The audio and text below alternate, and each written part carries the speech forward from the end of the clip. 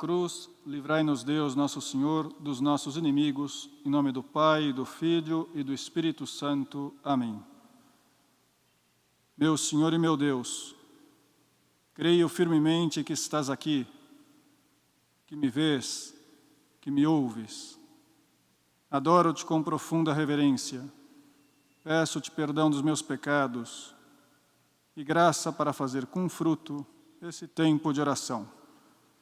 Minha Mãe Imaculada, São José, meu Pai e Senhor, meu anjo da guarda, intercedei por mim.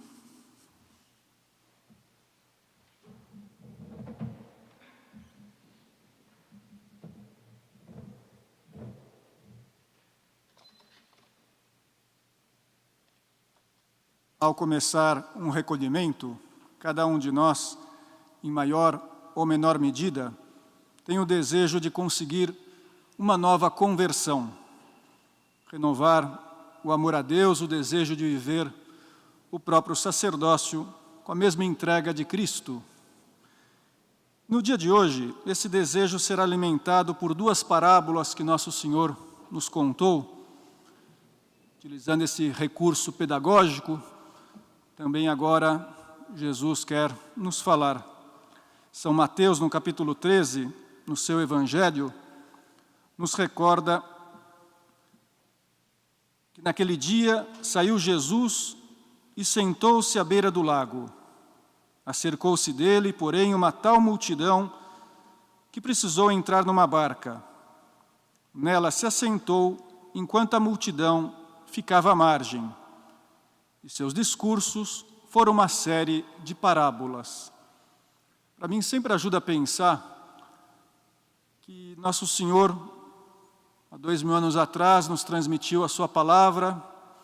Em muitos lugares aqui vemos que ele entra numa barca e fala à multidão. E que esse mesmo Cristo, que vive, que está conosco aqui no sacrário, nos fala. A barca é o sacrário, o tabernáculo.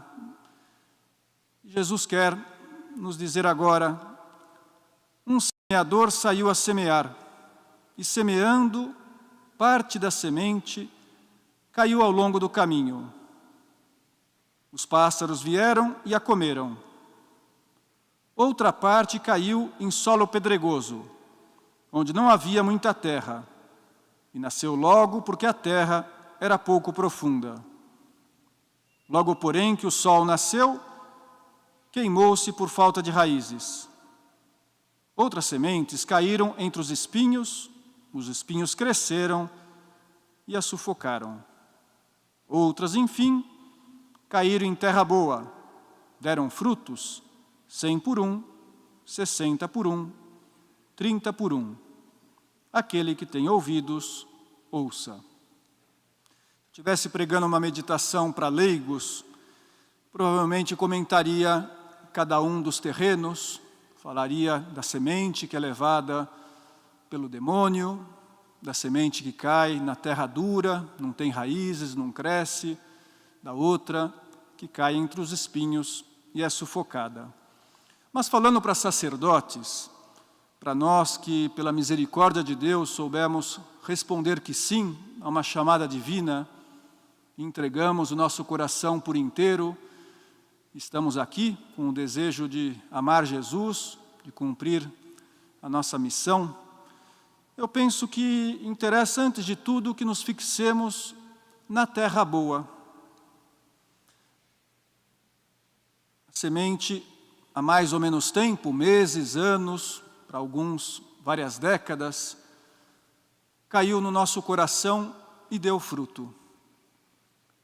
O Senhor nos escolheu e nós nos colocamos ao seu serviço. E realmente foi pela sua bondade que recebemos essa chamada. O Senhor foi preparando o nosso coração ao longo do tempo, provavelmente com a educação que recebemos em casa, na nossa família, com a formação que a igreja nos deu, de muitos modos. O Senhor encontrou uma terra boa, um terreno bem preparado para que a sua semente pudesse germinar e dar fruto. Pelo menos, eu acho que dá para imaginar que nós demos 30 por 1. O Senhor não permite que contabilizemos, não nos convém, até para não ficarmos soberbos, vaidosos, saber se demos mais ou menos fruto.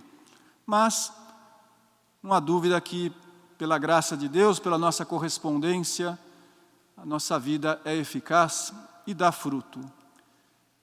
Mas a eficácia da semente é ainda maior. Nós podemos dar 100 por 1. E nesse sentido eu penso que nem eu, nem você ainda atingimos essa meta. Vendo por esse ângulo, podemos dar mais frutos, corresponder totalmente, levando uma vida santa, nos dedicando 100% à nossa missão.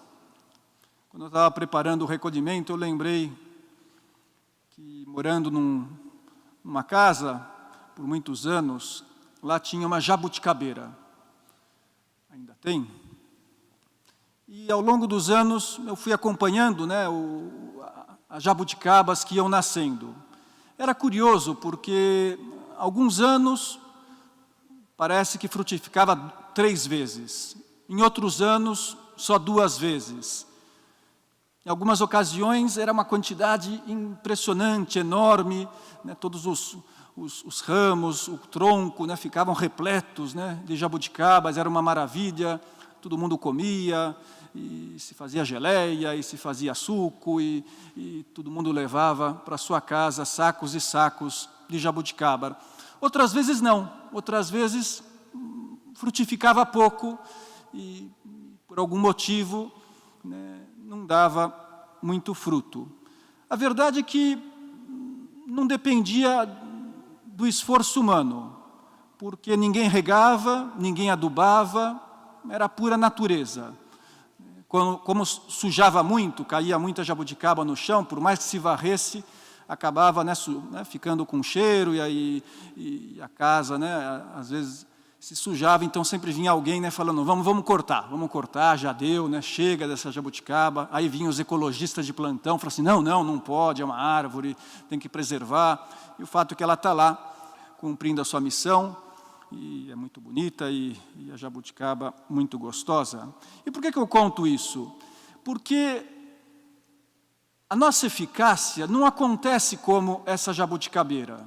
Na nossa vida, não há dúvida que é a ação da graça de Deus, da natureza, mas é necessário a colaboração pessoal, porque nós somos livres, porque Deus conta com o nosso esforço, com a nossa boa vontade, para que possamos dar mais fruto. Tem uma coleção que chama Vida Cotidiana e Santidade nos Ensinamentos de São José Maria. São 3 volumes. Um deles diz assim, num certo momento, a vida sobrenatural e o seu crescimento são sempre dom de Deus. A semente da graça santificante, depositada no batismo, tende a crescer se não encontra obstáculo. Não está nas mãos do cristão produzir essa semente nem o seu crescimento, mas pode esforçar-se para ser boa terra, sob a ação das graças atuais, ou, ao contrário, opor-se ao crescimento da graça e, inclusive, rejeitá-la. Para enfrentar o combate cristão não bastam nem a força da liberdade sem o poder da graça, nem a graça sem a cooperação da liberdade. Não há dúvida que é assim. Somos instrumentos livres, Deus quer contar com o nosso sim, todos os dias, muitas vezes cada dia. O Espírito Santo nos inspira, age no nosso coração, nos envia luzes, sugestões e espera a nossa resposta. O primado é da graça. Jesus deixou claro, sem mim nada podeis fazer. Só que não basta a graça se faltasse a nossa colaboração. Há um pensamento do livro Forja, número 659, onde São José Maria diz assim, o otimismo cristão não é um otimismo meloso, nem tampouco uma confiança humana em que tudo dará certo. É um otimismo que mergulha suas raízes na consciência da liberdade e na certeza do poder da graça. Um otimismo que nos leva a ser exigentes conosco próprios, a esforçar-nos por corresponder em cada instante às chamadas de Deus. São palavras que nos convidam a meditar. O Senhor nos quer otimistas, temos nas mãos um tesouro divino, que é a palavra de Deus, que são os seus sacramentos, uma semente que já se estendeu pelo mundo, que dá muito fruto. Mas o otimismo na vida de cada um de nós deve se apoiar também nessa disposição que queremos renovar hoje, na nossa oração, no nosso recolhimento, de corresponder às chamadas de Deus, a essas graças atuais. Em cada instante o Senhor nos pede amor, em cada instante Ele nos pede um novo sim, um novo fiat. E é bom que nos perguntemos, tem sido assim?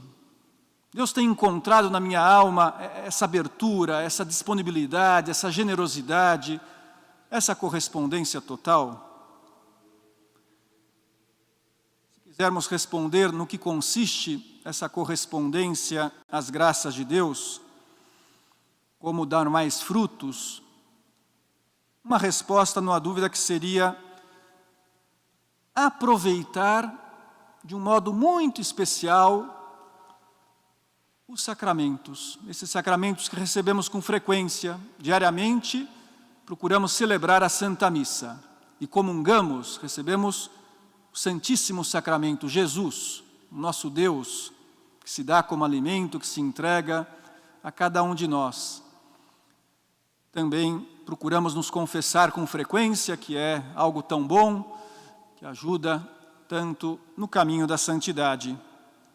E sabemos bem, pela doutrina, pela teologia, que os sacramentos sempre dão frutos, mas dependem também da nossa correspondência. Se nos aproximamos com fé, com amor, com humildade, se nos preparamos bem para esse encontro com o Senhor, aqueles frutos que já dávamos serão maiores, e de 30 por 1, passaremos a dar 60 por 1. Se cada dia na Santa Missa celebramos com piedade, procuramos receber Jesus com carinho, Ele nos enche das suas graças e nos faz muito eficazes. E o mesmo se pode dizer das nossas confissões. Se procuramos ter essa contrição sincera, esse arrependimento, esse propósito de não pecar mais, se há uma preparação com o exame de consciência, se cumprimos a penitência com piedade, com amor, tudo isso vai frutificando, e o Senhor nos transforma e nos santifica. O fato é que todo cuidado é pouco no que se refere a essa recepção piedosa dos sacramentos. Se houvesse na nossa alma um coração duro, se houvessem espinhos, se não cortássemos esses espinhos, se não amolecêssemos a terra, seria difícil que a Eucaristia, ainda que é o próprio Deus que vem até nós, o autor da graça, seria difícil que nos santificássemos, que pudéssemos dar todos os frutos que o Senhor espera de nós. Na parábola, Jesus, depois de explicar qual é o sentido da semente que cai à beira do caminho, no terreno pedregoso e entre os espinhos, acrescenta: a terra boa semeada é aquele que ouve a palavra e a compreende, e produz fruto, 100 por 1, 60 por 1, 30 por 1. Nosso Senhor fala que é preciso compreender a palavra de Deus. Ele não usa entender, não utiliza a palavra entender a palavra, mas compreender. E há um matiz que não é indiferente. Um autor explica o seguinte: embora as palavras entender e compreender nos dicionários sejam sinônimas, elas apresentam diferenças cruciais e importantes. As pessoas podem entender algo e não compreendê-lo. Não basta entender teoricamente, a palavra de Deus. Qualquer um de nós conhece muito bem a parábola do semeador, e já explicamos tantas vezes na pregação. Compreender essa palavra, essa parábola, supõe fazê-la própria, conseguir que a nossa vida esteja movida por ela, ter uma compreensão que influencie de verdade nas nossas escolhas, nas nossas atitudes, que nos leve a agir em consequência em tudo aquilo que nos diz a palavra do Senhor. De algum modo é o que Cristo diz naquela parábola da casa construída sobre a rocha e sobre a areia. Aquele, pois, que ouve estas minhas palavras e as põe em prática, é semelhante a um homem prudente, que edificou a sua casa sobre a rocha. E nós edificamos a casa sobre a rocha quando nos preparamos bem para receber os sacramentos, como víamos antes, mas também quando aproveitamos as graças que o Senhor nos concede em cada comunhão, em cada vez que recebemos o sacramento da reconciliação. Sabemos que aumenta em nós a fé, a esperança e a caridade. Uma beleza quase poética, diz um autor espiritual: necessitamos de uma força que vivifique a nossa própria força. É este o papel desempenhado na nossa alma pelas virtudes teologais: fé, esperança e caridade, que são como os 3 feixes de luz, como as 3 cores primárias da vida de Deus em nós. Esse é o segredo para que demos 100 por 1, frutos abundantes, nos deixar conduzir por essa força que vem de Deus, compreendendo o que Jesus falou sobre essas virtudes, de tal modo que sejamos conduzidos por elas. E podemos pensar agora um pouquinho na nossa presença de Deus, na nossa oração pessoal, em cada uma dessas virtudes teologais. Se realmente na nossa vida nos apoiamos em cada uma delas, se somos conduzidos por essa força que vem de Deus. No que se refere à fé, entre outras coisas, Jesus afirmou: pedi e se vos dará. Uma pessoa que compreende, um sacerdote que compreende a fundo, né, o que Jesus está afirmando aqui, que tudo aquilo que se pede na oração, nós recebemos. Uma pessoa que reza, uma pessoa que tem fé na oração de petição, que se apoia, né, nesse pedido, nessa súplica, né, recebe tudo o que necessita. Nós percebemos que daí vem a eficácia da nossa vida, do nosso sacerdócio. Porque chegaremos à conclusão de que, em boa medida, o segredo do meu sacerdócio, dos frutos que Deus espera que eu dê, de todos aqueles projetos, aqueles sonhos que Ele colocou no meu coração, para que tudo isso se realize, eu preciso pedir, eu preciso rezar, eu preciso apoiar a minha vida na oração. E é muito fácil falar isso, mas temos experiência que nem sempre é tão simples levar à prática. Sabemos que não é só uma questão quantitativa, mas também qualitativa. E é bom fazer um pouquinho de exame agora.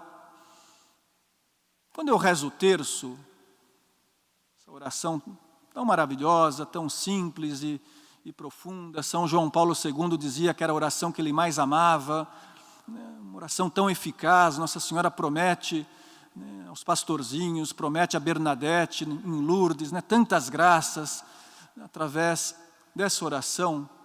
Pois se eu rezo o terço com fé, se eu rezo o terço todos os dias, se eu rezo o terço com atenção, ou pelo menos lutando para ter atenção, eu consigo tudo através de Nossa Senhora.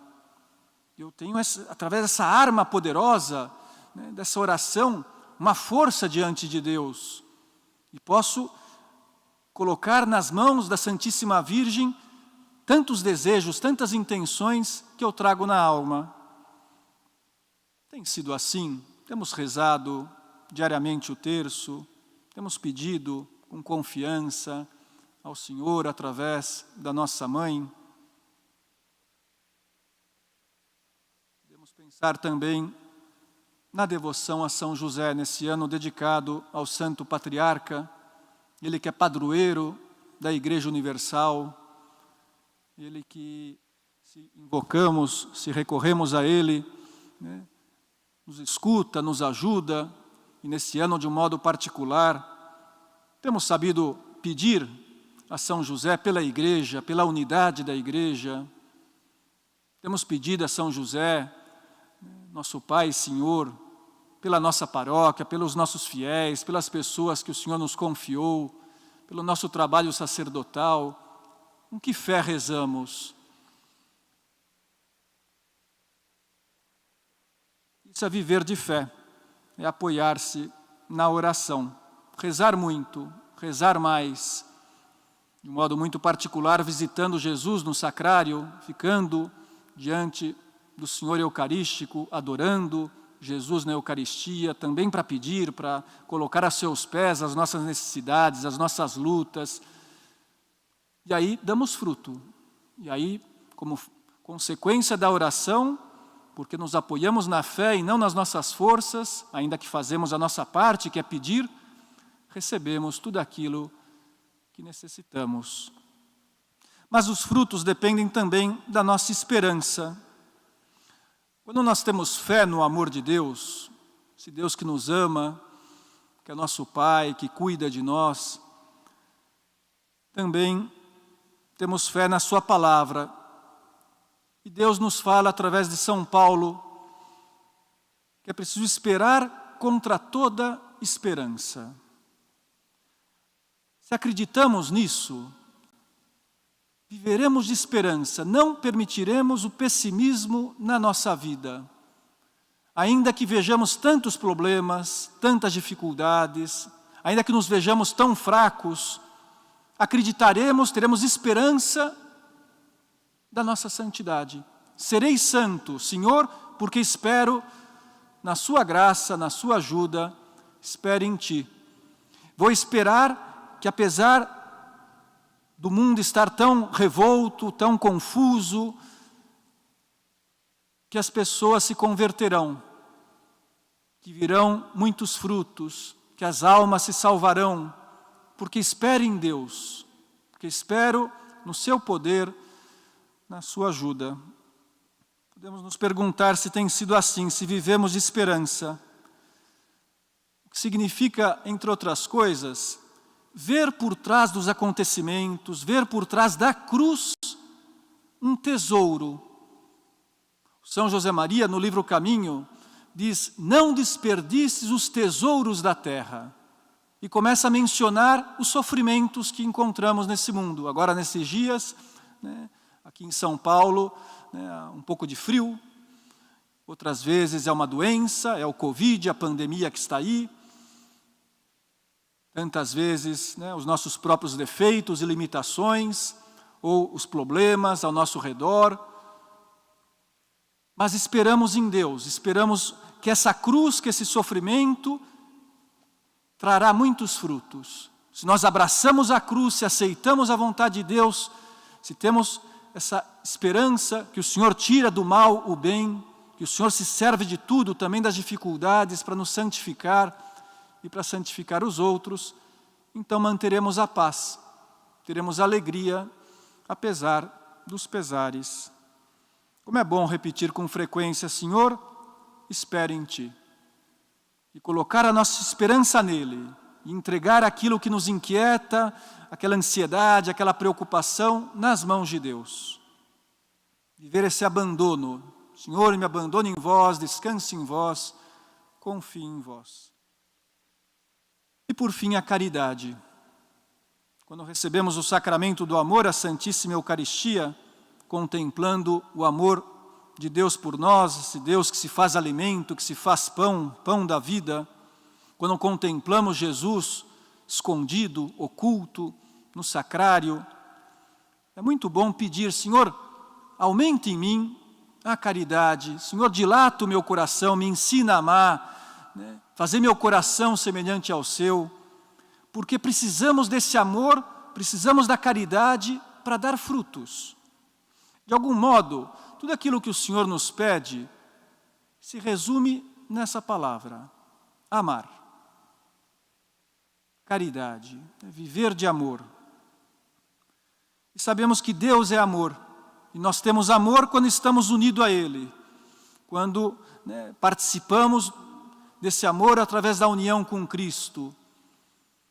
E Ele nos concede então essa capacidade de amá-lo e de amar os outros. Fé, esperança e caridade que não devem ficar só impedidos em palavras. Essas virtudes nos convidam a ir atrás das ovelhas, como nos pede o Papa Francisco. Em relação a isso, eu queria contar uma história para terminar essa meditação, que materializa como viver na prática a fé, a esperança e a caridade. Uma história muito bonita que eu escutei uma vez. Um sócio da Sociedade Sacerdotal da Santa Cruz, na Espanha, foi nomeado como pároco e resolveu visitar os seus paroquianos. Começou a ir de casa em casa, pouco a pouco, para conhecer as pessoas. Ficou sabendo que numa casa morava um norte-americano judeu com a sua esposa luterana e 2 filhos. Tinham ido à Espanha a trabalho. E o padre, num dia, resolveu tocar a campainha na casa dessa família. Atende o pai, vê que é o padre e o dispensa. Ele diz que veio conhecê-lo, se apresentar, mas o homem foi muito frio e disse: olha, não tenho tempo, muito obrigado, tchau. O padre foi embora, passou um tempo, rezou por aquilo, 2 meses depois, volta a tocar campainha naquela casa. Outra vez atende o homem, o pai da família, judeu. Dessa vez é um pouquinho mais atencioso, mas ainda bastante distante, e conversa 2 minutos com o padre e o manda embora. Passa mais umas semanas e o sacerdote resolve mais uma vez ir até aquela casa. Nessa ocasião, quando o homem abre a porta, vendo que era o padre, pede para ele entrar. Por favor, eu preciso conversar com o senhor. E ele conta a seguinte história, que a esposa tinha ficado grávida, estava com um problema na gravidez, foi ao médico, e o médico disse que era preciso abortar. E o homem não queria, e a esposa também não, e contou para o padre o desespero, porque a esposa corria perigo de vida e não sabia o que fazer. O sacerdote o tranquilizou, disse: eu vou te indicar um médico, amigo meu, eu cubro a despesa, era uma família pobre. Vamos conversar com ele, é um homem muito bom, um ótimo profissional, escutar uma segunda opinião. Foi ao médico, a esposa vai ao médico, e ele disse que dava para levar a gravidez para frente, que não se preocupasse, que ele ia cuidar de tudo aquilo. O fato é que ela consegue dar à luz, tem a criança, e o judeu vai até a paróquia, procura o sacerdote e diz que queria batizar o filho na Igreja Católica. Em agradecimento, porque a vida dele tinha dependido daquele sacerdote, o padre, com a sua vibração apostólica, com a sua preocupação por aquele homem, diz: muito bem, vamos batizá-lo, e por que o senhor também não aproveita e recebe uma formação católica, e eu mesmo me encarrego todos os domingos de te dar uma catequese. E a verdade é que o judeu aceita, e começa a conversar com o padre, ter a catequese, e na vigília pascal do ano seguinte, a criança é batizada, o judeu é batizado, o pai da criança, e a avó, que também entrou na jogada, e resolveu ter catequese, também foi batizada. 3 gerações de judeus, né, que recebem, né, essa graça tão grande do batismo, que se convertem, que se tornam cristãos, pela fé, pela esperança, pela caridade desse sacerdote, que além do mais salvou a vida do bebê. Graças a Deus, nós temos também essa vibração e procuramos estar com as pessoas, e nessa pandemia nos reinventamos, tivemos tantas iniciativas para, através do mundo digital, chegar a mais gente, dar formação e ajudar as pessoas, mas percebemos que podemos fazer mais, e o Santo Padre espera isso de nós. E é necessário de fé. É preciso que tenhamos esperança, que tenhamos amor no coração para sair, para procurar as almas, para tocar a campainha, para ter uma iniciativa, para falar de Deus, para não desistir quando surgem dificuldades. Vamos confiar que essa semente que o Senhor colocou no nosso coração, que a eficácia dos sacramentos, da comunhão, da Eucaristia, né, também a nossa oração, também a nossa pregação, os nossos sacrifícios, dão muitos frutos. Na segunda meditação, vamos pensar numa dimensão muito concreta da caridade, que é a paciência, uma virtude fundamental para que possamos frutificar, para que a semente de Deus dê muitos frutos. Vamos colocar agora nas mãos de Nossa Senhora os nossos desejos de frutificar, de ser terra boa, pedindo a ela ajuda para aproveitar bem os sacramentos, apoiando cada vez mais as nossas vidas na fé, na esperança e na caridade.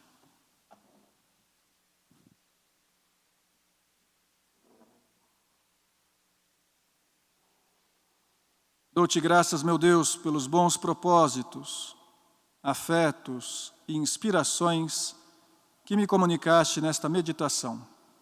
Peço-te ajuda para os pôr em prática. Minha Mãe Imaculada, São José, meu Pai e Senhor, meu anjo da guarda, intercedei por mim.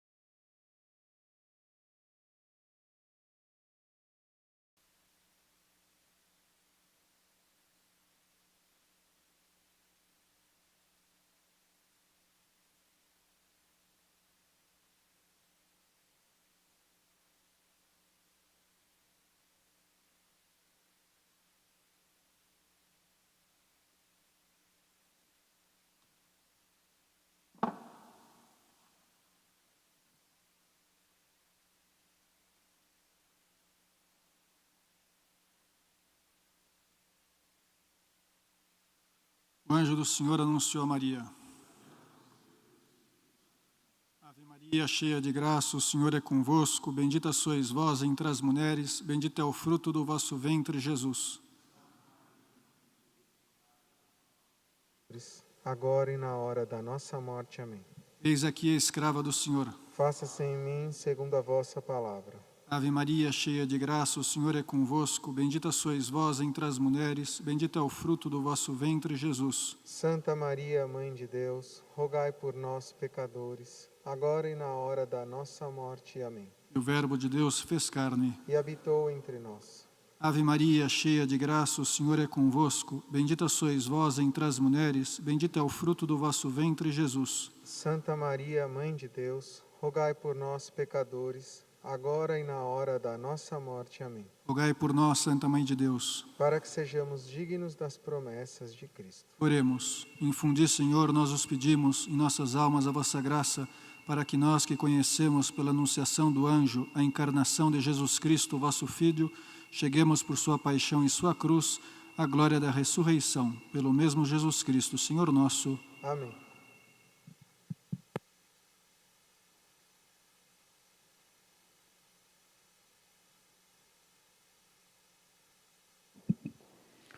Pelo sinal da Santa Cruz, livrai-nos Deus, nosso Senhor, dos nossos inimigos, em nome do Pai, e do Filho e do Espírito Santo. Amém. Meu Senhor e meu Deus, creio firmemente que estás aqui.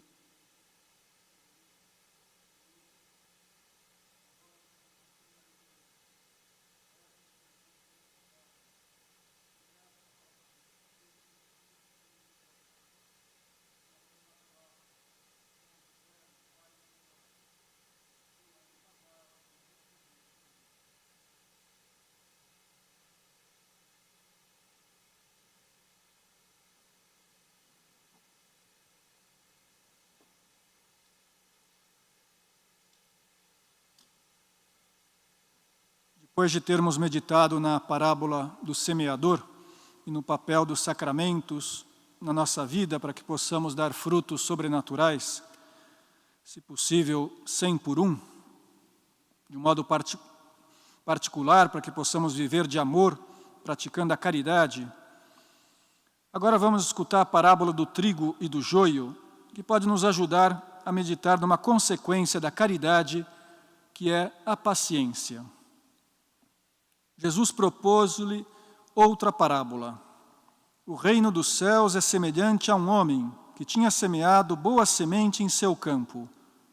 Na hora, porém, em que os homens repousavam, veio o seu inimigo, semeou joio no meio do trigo e partiu. O trigo cresceu e deu fruto, mas apareceu também o joio. É bonito como Jesus, aproveitando-se de algo bem conhecido por aqueles que viviam no campo, fala de uma realidade muito profunda e difícil de entender. Algo presente na sociedade de todos os tempos e na vida de cada um de nós, que é o mistério do bem e do mal. No mundo, nas pessoas e no nosso próprio coração, encontram-se muitas coisas boas, mas também a inclinação ao mal. São realidades que convivem juntas e às vezes se confundem, de modo que nem sempre é fácil de identificar se o que há dentro de nós é joio ou trigo, se é justo ou injusto, se é puro ou impuro, se é verdadeiro ou falso. São João Paulo II, comentando essa parábola, diz assim: pode-se utilizar esta parábola como chave para compreender toda a história do homem. Nas diversas épocas e em distintos sentidos, o trigo cresce junto ao joio e o joio junto ao trigo. Na história da humanidade coexiste o bem e o mal. Isso significa que o mal existe ao lado do bem, cresce no mesmo terreno que é a natureza humana devido ao pecado original. Entender bem isso é importante para que nós saibamos compreender melhor os outros. e também para que nos compreendamos a nós mesmos. Todos temos defeitos, é óbvio, sabemos, mas parece que não compreendemos. De vez em quando, agimos exigindo de nós, exigindo dos outros, o que as pessoas não podem dar, o que talvez nem nós possamos dar. Porque temos uma fraqueza, temos uma inclinação, temos uma limitação, e perdemos a paciência com isso, perdemos a paciência conosco e com os outros.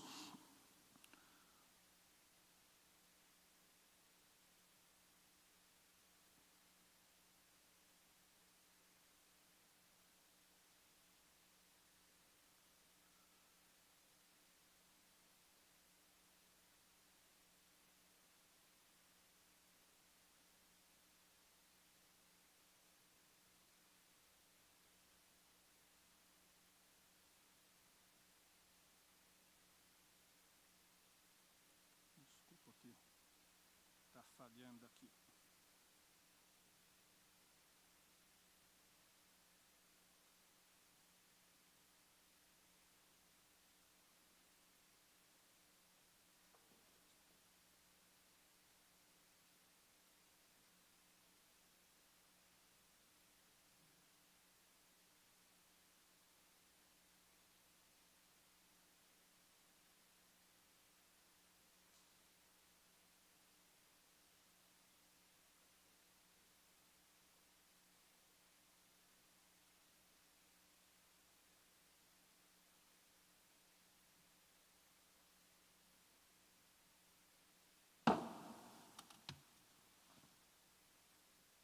Já que é sobre a paciência, né, tem que exercitar a paciência com o computador.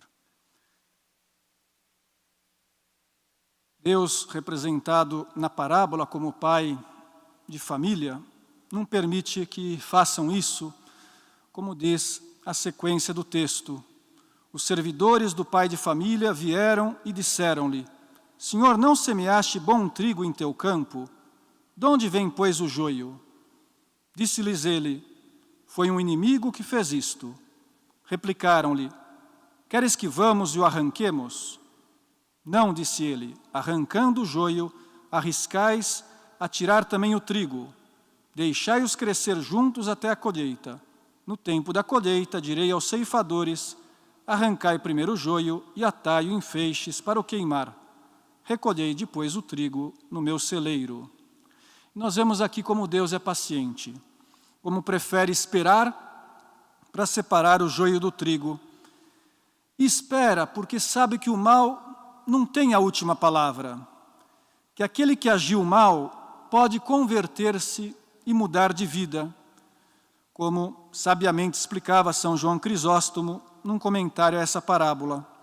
Além do mais, é melhor esperar o juízo de Deus para separar os bons dos maus, porque aqui na terra, afirma Santo Agostinho, nem sempre conseguimos julgar corretamente. E às vezes pensamos que um homem bom é mau. E outras vezes atribuímos, né, a uma pessoa má uma qualidade que ela não tem. De modo que Jesus nos diz que convém esperar, sendo pacientes, sabendo que no seu tempo Deus fará justiça e castigará os maus e dará o prêmio aos bons. Bento XVI, no início do seu pontificado, naquela famosa homilia, em 2005, dizia assim: não é o poder que redime, mas o amor. Este é o sinal de Deus. Ele mesmo é amor. Quantas vezes nós desejaríamos que Deus se mostrasse mais forte, que atingisse duramente, vencesse o mal e criasse um mundo melhor. Todas as ideologias do poder se justificam assim, justificando a destruição daquilo que se opõe ao progresso e à libertação da humanidade. Nós sofremos pela paciência de Deus e, de algum modo, todos temos necessidade da sua plenitude. O Deus que se tornou Cordeiro diz-nos que o mundo é salvo pelo crucificado e não por quem crucifica. O mundo é redimido pela plenitude de Deus e destruído pela impaciência dos homens. De algum modo, o Papa Emérito nos faz uma exegese dessa parábola. Vemos, por um lado, esse amor de Deus, cheio de misericórdia, paciente, que perdoa tudo, que compreende, que espera, e, por outro lado, a nossa impaciência, que não sabemos esperar e faltamos a caridade com os outros. Se Deus não fosse paciente com cada um de nós, não é verdade que estaríamos perdidos, já teria desistido, né? Porque uma vez e outra voltamos a cair, né? E o Senhor tem que nos perdoar novamente e precisa nos dar a sua graça e confiar em nós, ainda que nós tenhamos perdido até a própria confiança em nós mesmos. Deus é paciente e nos salva pela sua paciência e revela, assim, de um modo muito tocante, o sentido do amor, um aspecto central do verdadeiro amor. O amor é paciente. São Paulo diz, naquele hino da primeira carta aos Coríntios, a caridade é paciente. Poderíamos dizer que quem ama sabe esperar, tem paciência, imita a Deus que não veio para destruir, mas para salvar, que prefere agir com bondade e não com intolerância. E já que eu resolvi citar os papas, não podia deixar de mencionar Amoris Laetitia, a alegria do amor, essa exortação apostólica do Papa Francisco, que, como sabemos, no capítulo 4, vai comentando palavra por palavra do hino à caridade de São Paulo. E ao falar da paciência, diz assim, a primeira palavra usada é macrotimei. A sua tradução não é simplesmente suporta tudo, porque esta ideia é expressa no final do versículo 7.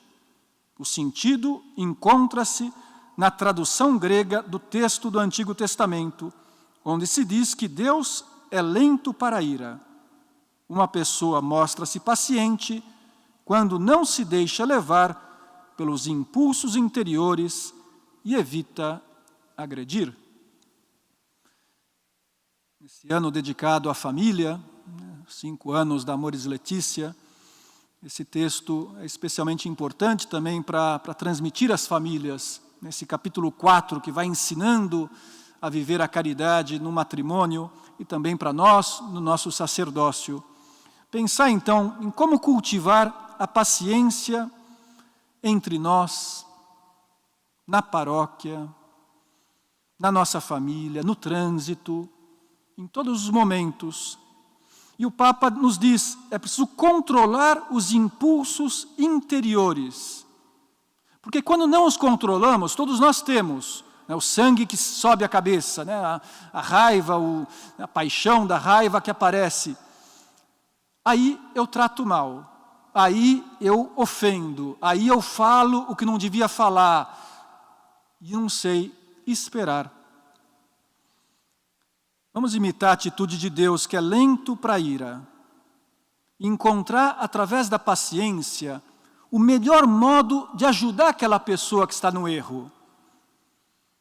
E talvez que nos irritou, Dom Bosco, como sabemos, foi um grande educador, um santo dedicado à formação dos jovens, e numa das suas cartas ele diz assim, quantas vezes no decurso de toda a minha vida tive de me convencer desta grande verdade. É mais fácil encolerizar-se do que ter paciência. Direi mesmo que é mais cômodo para a nossa impaciência e a nossa soberba castigar os que resistem do que corrigi-los, suportando-os com firmeza e suavidade. Eu penso que todos nós precisamos voltar a fazer essa descoberta. Vamos pedir ao Espírito Santo agora, na nossa oração, que nos faça entender novamente essa realidade de que o método de Deus, o caminho da paciência é mais eficaz. O problema é que é mais trabalhoso, é que é difícil ser paciente. Como diz o santo, é mais cômodo irritar-se. E realmente é assim, né? Não precisa de nenhum esforço para ter impaciência, para ficar bravo. Qualquer criancinha, qualquer bebê sabe gritar, sabe chorar, sabe xingar, sabe perder a paciência. O difícil é controlar-se. E por isso é aí que está o amor, aí que está a virtude. São Tomás de Aquino diz que a paciência é parte principal da virtude da fortaleza. Só com fortaleza somos pacientes. Se eu não tenho fortaleza, eu sou fraco e perco a paciência.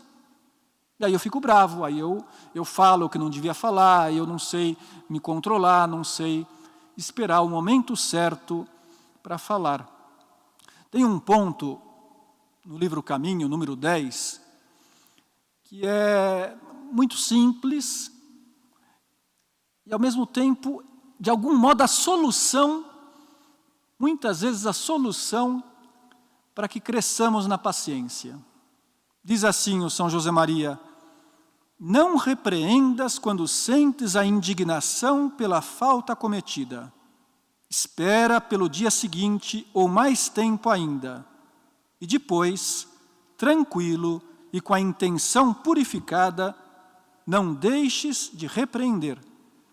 Conseguirás mais com uma palavra afetuosa do que com 3 horas de briga. Modera o teu gênio. Eu acho que todos nós temos essa experiência, não é verdade? Quando sabemos esperar e deixamos passar, né, a raiva, se estávamos com raiva, e sabemos, né, deixar o tempo, né, tranquilizar a consciência, o coração, e pensamos, né, naquela pessoa, e rezamos, e depois a procuramos individualmente, a sós, com uma palavra bendita, com carinho, é muito mais eficaz. A pessoa provavelmente vai nos agradecer, vai reconhecer o seu erro, vai melhorar. Se ao contrário, eu logo reajo, e solto os cachorros e falo, e posso ficar 3 horas brigando e não consigo nada.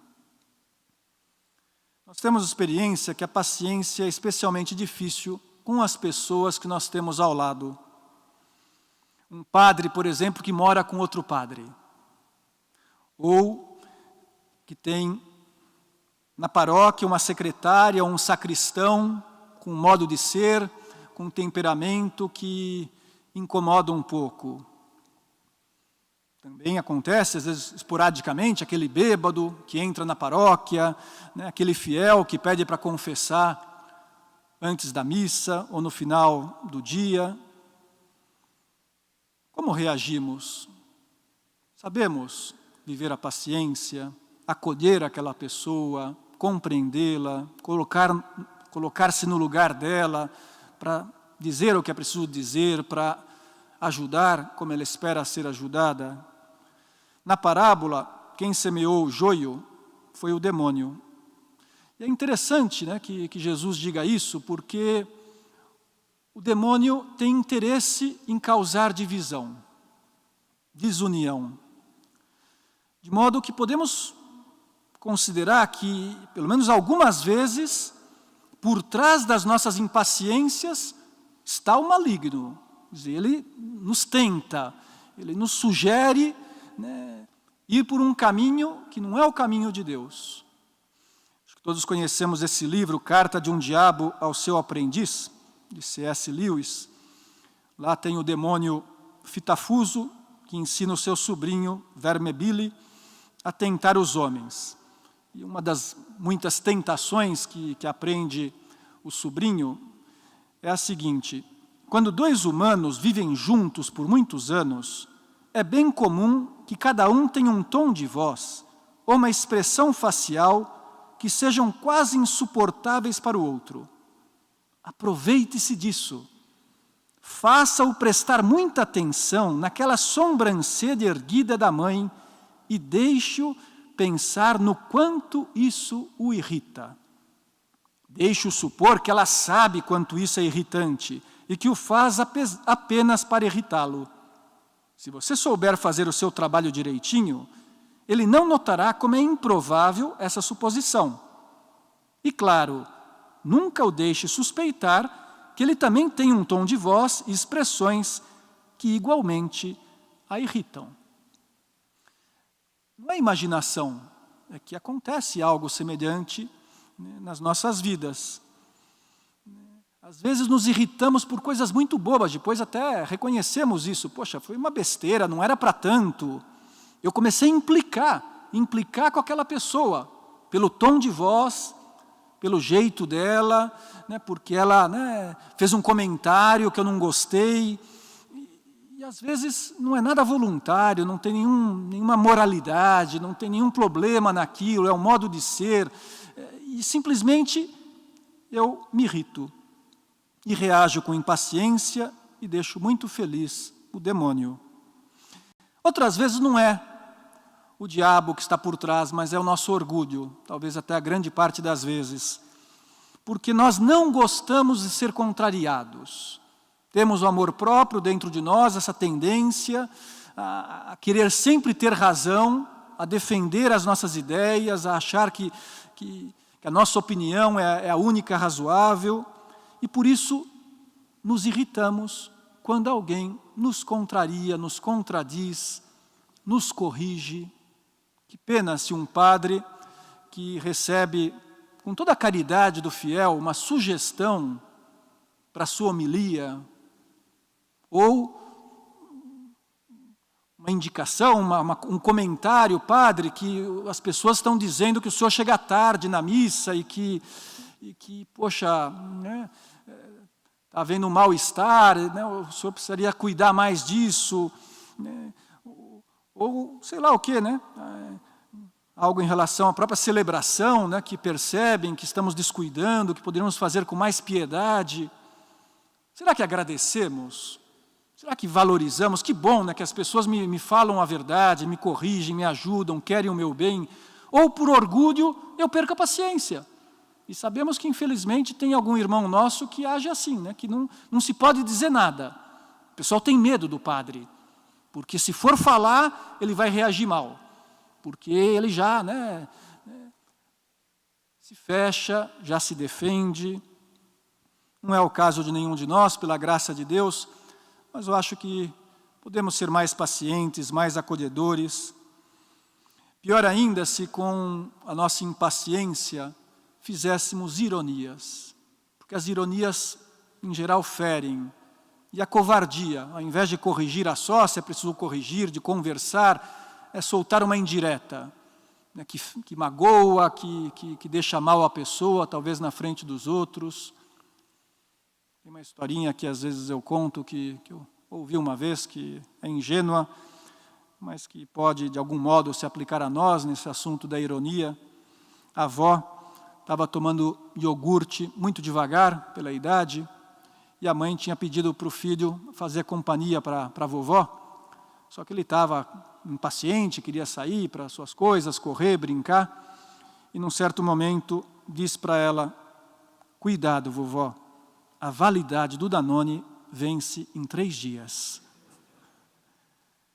E logo, né, ofendeu, magoou a avó, porque não soube calar, né?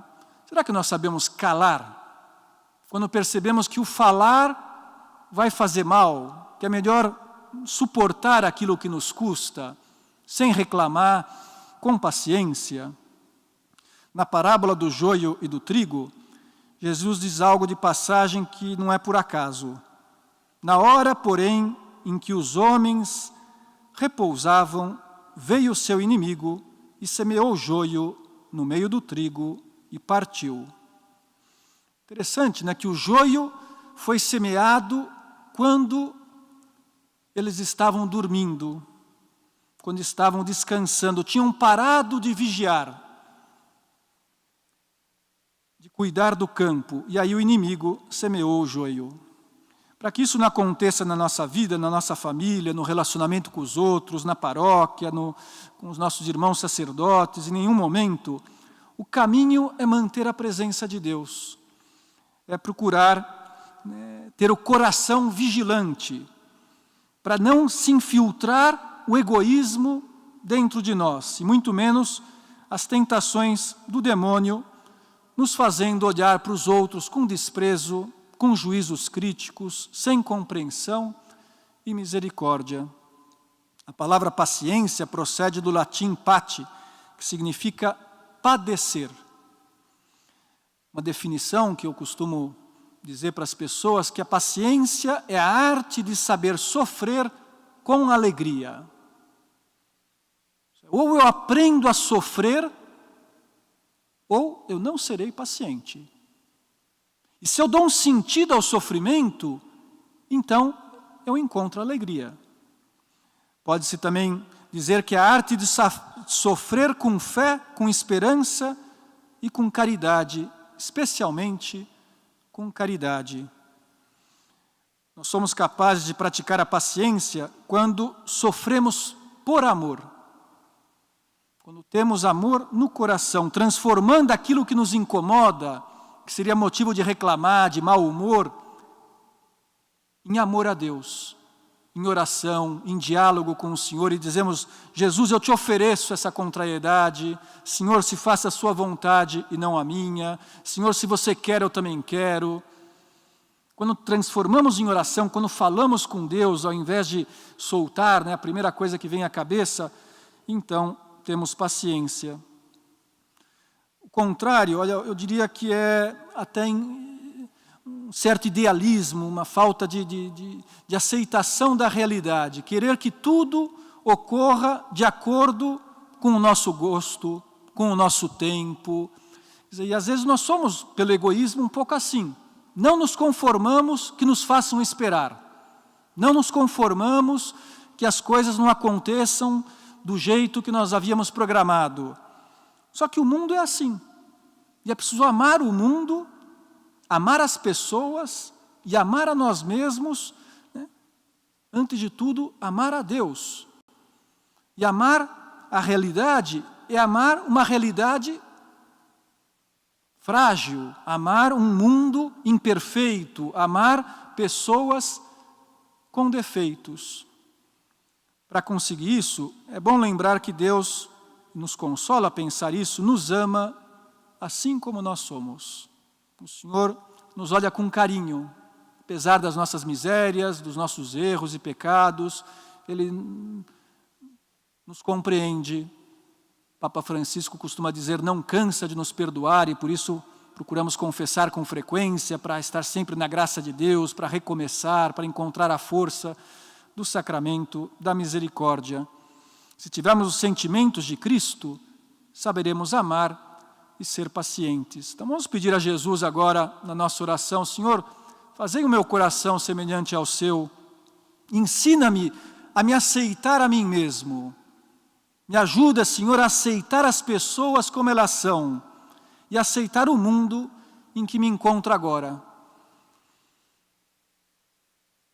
Vamos estar convencidos de que não temos motivos para reclamar. Às vezes eu faço até no prego para os leigos uma proposta, quase um desafio. Vamos ver quanto tempo, quantos dias você consegue ficar sem reclamar. Faz esse propósito, vou ficar uma semana sem reclamar de nada. E eu penso que nos ajuda a propor essa meta, porque por trás da reclamação, é o que víamos, há egoísmo, há impaciência, a falta de amor à vontade de Deus, de amor aos outros.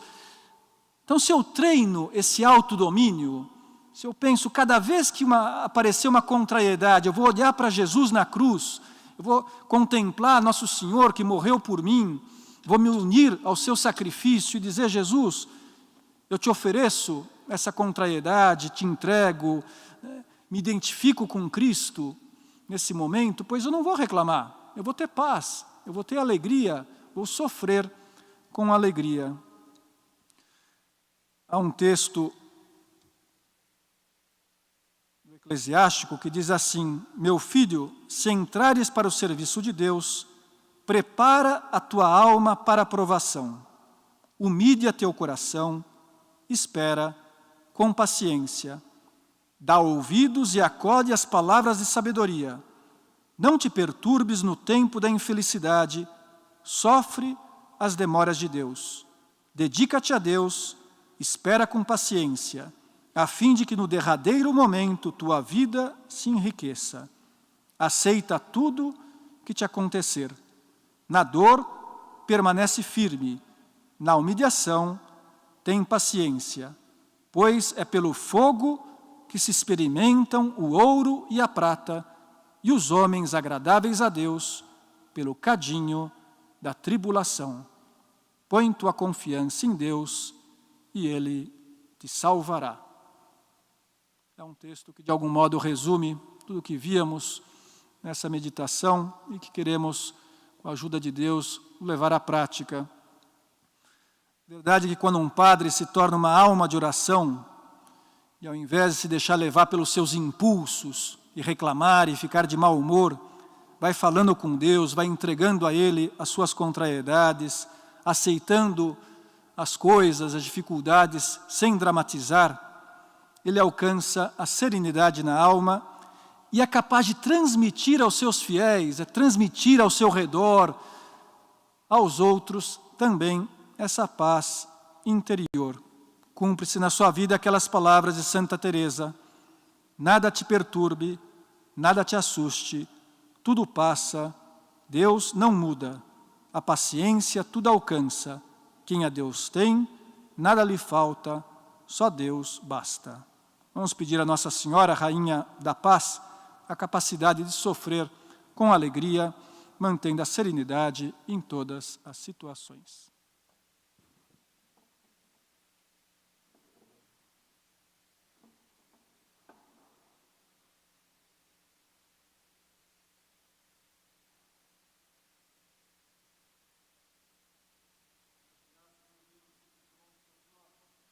Afetos e inspirações que me comunicaste nesta meditação. Peço-te ajuda para os pôr em prática.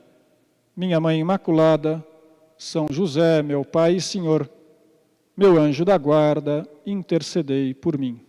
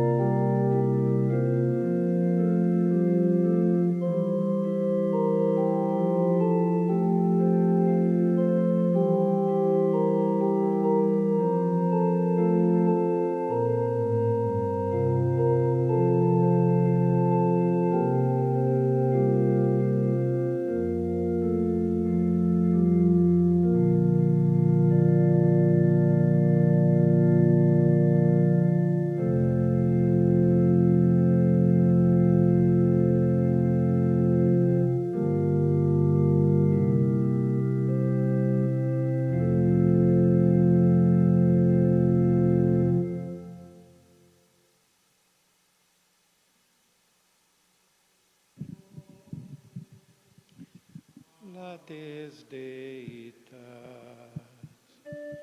qui subis filiuris menerabitas, tibi ser cor meum, totus iubici, liber te contemplas, totu defici. Visus tartus gustus interfalitur, sed auditus solo tuto creditur.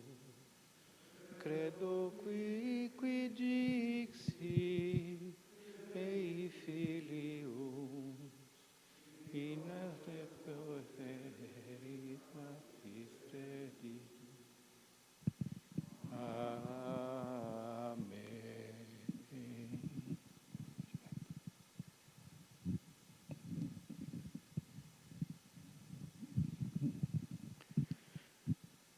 Leitura do livro do Apocalipse de São João.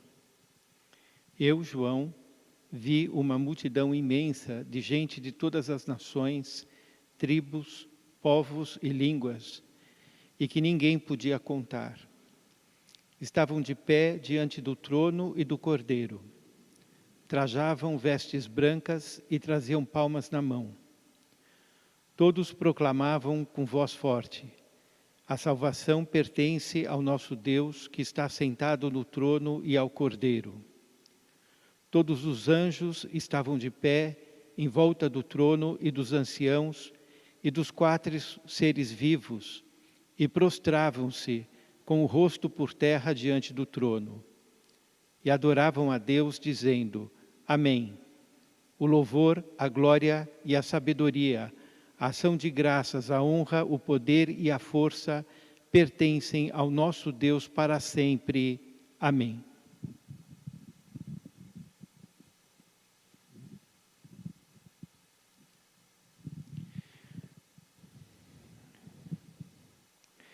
Graças e louvores sejam dados a todo momento. Pai nosso que estais nos céus, santificado seja o vosso nome, venha a nós o vosso reino, seja feita a vossa vontade, assim na terra como no céu. O pão nosso de cada dia nos dai hoje, perdoai-nos as nossas ofensas, assim como nós perdoamos a quem nos tem ofendido, e não nos deixeis cair em tentação, mas livrai-nos do mal. Ave Maria, cheia de graça, o Senhor é convosco. Bendita sois vós entre as mulheres, e bendito é o fruto do vosso ventre, Jesus. Santa Maria, Mãe de Deus, rogai por nós, pecadores, agora e na hora de nossa morte. Amém. Glória ao Pai, ao Filho e ao Espírito Santo, como era no princípio, agora e sempre. Amém. Graças e louvores sejam dados a todo momento. Santíssimo e Diviníssimo Sacramento. Pai nosso que estais nos céus, santificado seja o vosso nome. Venha a nós o vosso reino, seja feita a vossa vontade, assim na terra como no céu. O pão nosso de cada dia nos dai hoje. Perdoai-nos as nossas ofensas, assim como nós perdoamos a quem nos tem ofendido. E não nos deixeis cair em tentação, mas livrai-nos do mal. Ave Maria, cheia de graça, o Senhor é convosco. Bendita sois vós entre as mulheres, e bendito é o fruto do vosso ventre, Jesus. Mãe de Deus, rogai por nós, pecadores, agora e na hora de nossa morte. Amém. Glória ao Pai, ao Filho e ao Espírito Santo, como era no princípio, agora e sempre. Amém. Graças e louvores sejam dados a todo momento ao Santíssimo e Diviníssimo Sacramento. Pai nosso que estais nos céus, santificado seja o vosso nome. Venha a nós o vosso reino. Seja feita a vossa vontade, assim na terra como no céu. O pão nosso de cada dia nos dai hoje. Perdoai-nos as nossas ofensas, assim como nós perdoamos a quem nos tem ofendido. E não nos deixeis cair em tentação, mas livrai-nos do mal. Ave Maria, cheia de graça, o Senhor é convosco. Bendita sois vós entre as mulheres, e bendito é o fruto do vosso ventre, Jesus. Santa Maria, Mãe de Deus, rogai por nós, pecadores, agora e na hora de nossa morte. Amém. Glória ao Pai, ao Filho e ao Espírito Santo, como era no princípio, agora e sempre. Amém. Comunhão espiritual. Eu quisera, Senhor, receber-vos com aquela pureza, humildade e devoção com que vos recebeu a vossa Santíssima Mãe, com o espírito e o fervor dos santos. Amém.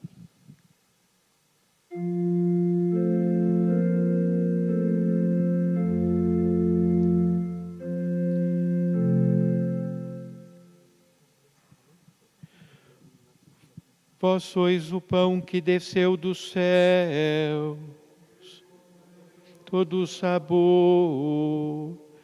Oremos. Deus, que neste admirável sacramento nos deixastes o memorial da vossa paixão, dai-nos venerar com tão grande amor o mistério do vosso corpo e do vosso sangue, que possamos colher continuamente os frutos da vossa redenção. Vós que viveis e reinais pelos séculos dos séculos.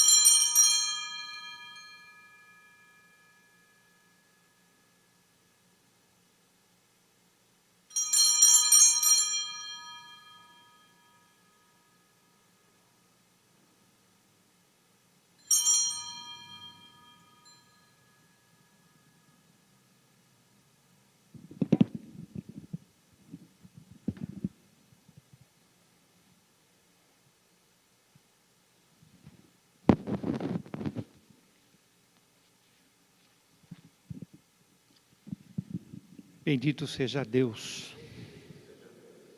bendito seja o seu santo nome.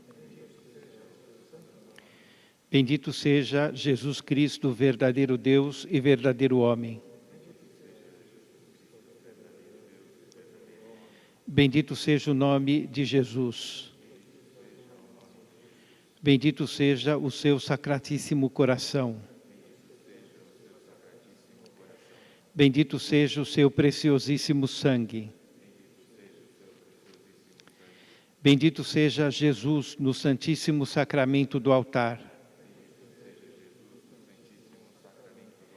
Bendito seja o Espírito Santo Paráclito. Bendita seja a grande Mãe de Deus, Maria Santíssima. Bendita seja a sua santa e imaculada Conceição. Bendita seja a sua gloriosa Assunção.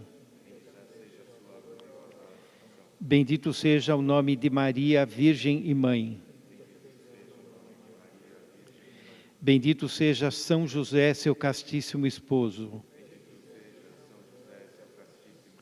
Bendito seja Deus nos seus anjos e nos seus santos. Deus e Senhor nosso, protegei a vossa Igreja, dai-lhe santos pastores e dignos ministros. Derramai as vossas bênçãos sobre o nosso Santo Padre, o Papa, sobre o nosso arcebispo e seus bispos auxiliares, sobre o nosso pároco, sobre todo o clero, sobre o chefe da nação e do Estado, e sobre todas as pessoas constituídas em dignidade, para que governem com justiça. Dai ao povo brasileiro paz constante e prosperidade completa. Favorecei com os efeitos contínuos da vossa bondade o Brasil, esse bispado, a paróquia em que habitamos, a cada um de nós em particular, e a todas as pessoas por quem somos obrigados a orar, ou que se recomendaram às nossas orações. Tende misericórdia das almas dos fiéis que padecem no purgatório. Dá-lhes, Senhor, o descanso e a luz eterna. Amém.